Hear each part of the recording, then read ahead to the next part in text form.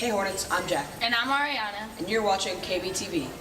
Today we're going to take a closer look at Keeling's Rainbow Connection Club, bus safety, and everyone's favorite, the homework hiatus. We'll also be introducing a new segment called 140 Characters, challenging teachers to respond to questions in 140 characters or less. All this coming up on KBTV.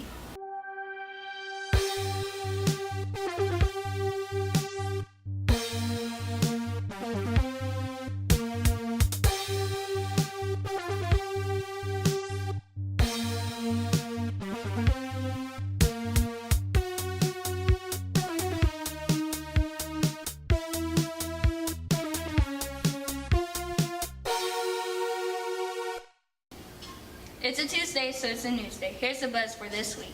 Just over 5% of Austinites identify as LGBT+. Which stands for lesbian, gay, bisexual, transgender, and more. That's third nationwide in metro areas.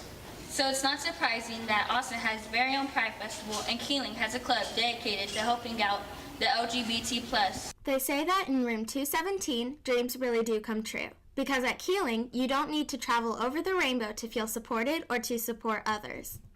So the idea is for students of all different genders and gender questioning students and LGBTQ kids and kids who are not LGBTQ that support kids who are LGBTQ can come and hang out together and have a safe and comfortable place. Every Wednesday, the Rainbow Connection Club is a safe space for students who want to share and discuss issues of identity.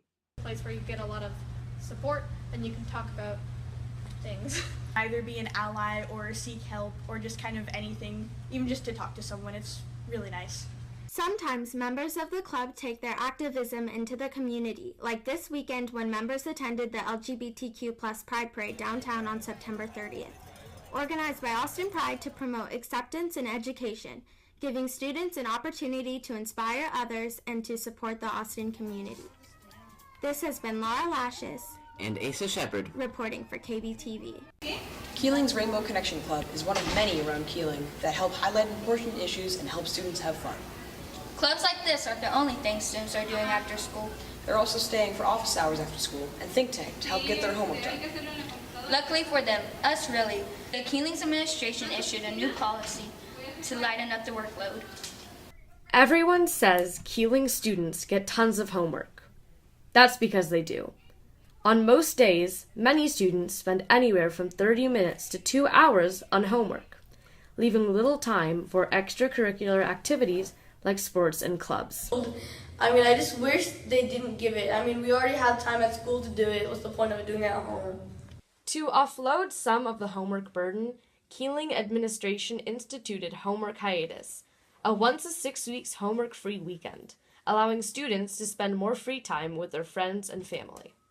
I know that families often try to plan events and activities and things to do together, and they might not do that if they know that their child has homework. And so hopefully this will affect not just the student, but families and ultimately an entire community. While the homework hiatus makes students happy, it keeps teachers from assigning work, which may feel like an interruption to their important coursework. Yes, if teachers are having trouble getting enough homework grades or getting all the homework that they need done in 6 weeks, that might cause difficulties.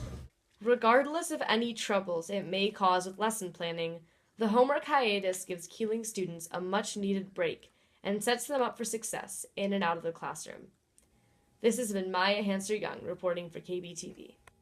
Sometimes teachers need us to spend time outside of class to get more familiar with new concepts and materials, but sometimes a break is just what we need. It makes me wonder what they were like when they were middle school students. How did they spend their time when they were our age?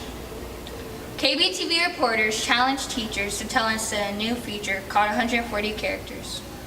The Keeling teachers were always who they are now. A long time ago, they were our age too. Before Twitter goes worldwide with the adding 280 character limit, we challenged some of our teachers to describe a typical weekend for them back in middle school using only 140 characters. Twitter's old limit. Let's see how they did.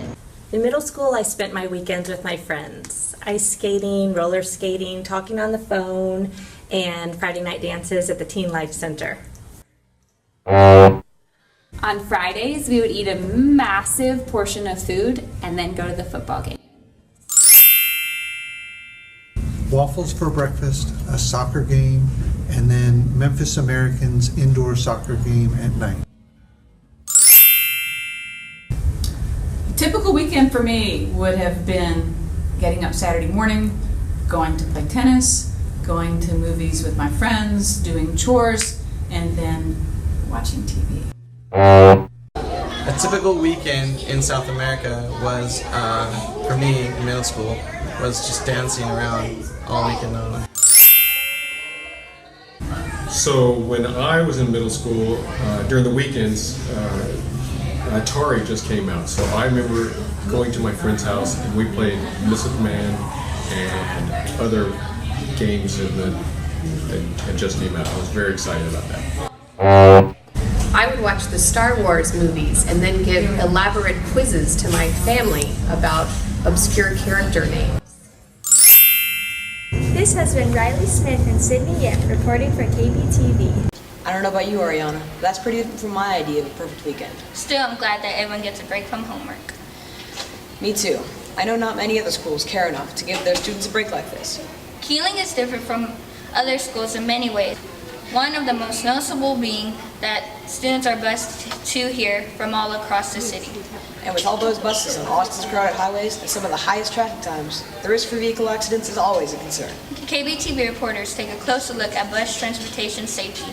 The bell ringing at the end of the day marks the beginning of students' long journey home, some on buses, cars, bikes, and even on foot. Many of us take for granted all the wheels that have to be put in motion for us to get from here to there. On Monday, September 18th, as some students were heading home, ready to relax, they found themselves at the center of a crash. The bus just stopped really suddenly. So then everyone started standing up and everything, taking off their seatbelts. Fortunately, there were no injuries. The district's new safety policy that mandates that all bus passengers wear a shoulder strap seatbelt certainly helps keep students safe. We have 512 buses at this time.